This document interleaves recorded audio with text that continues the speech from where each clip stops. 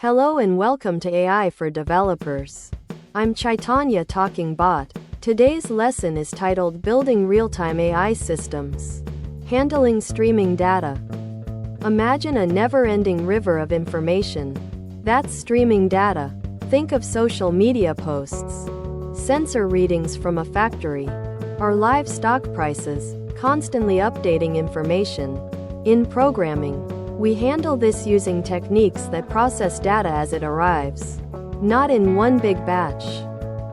Real-time AI lets us respond instantly. Instead of analyzing data hours later, we get insights as they happen. Think fraud detection on credit cards, self-driving car navigation, or even recommending products as you browse a website.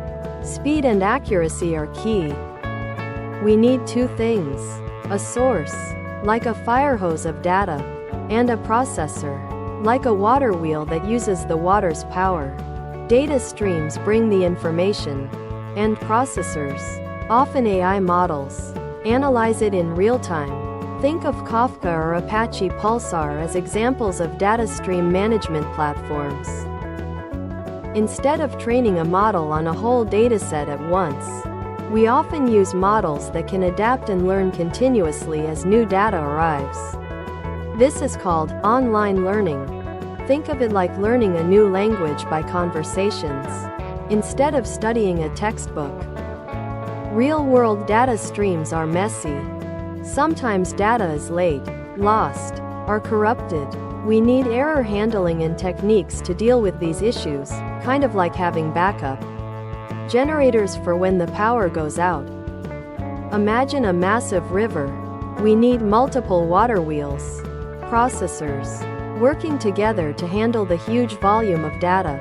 Cloud computing and distributed systems are essential for this kind of scaling. Think of it like building a dam to control the flow. Let's build a simple system that analyzes tweets as they come in and tells us if the overall sentiment is positive or negative. We'll use a pre-trained model and a streaming platform to achieve this. This illustrates how to put the pieces together.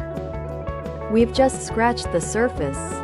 There are many more advanced techniques like windowing, grouping data into time periods, anomaly detection, finding unusual patterns, and complex event processing, detecting significant events. This is your starting point to explore more. Thanks for watching. If you found this helpful, make sure to subscribe to our channel and hit the like button.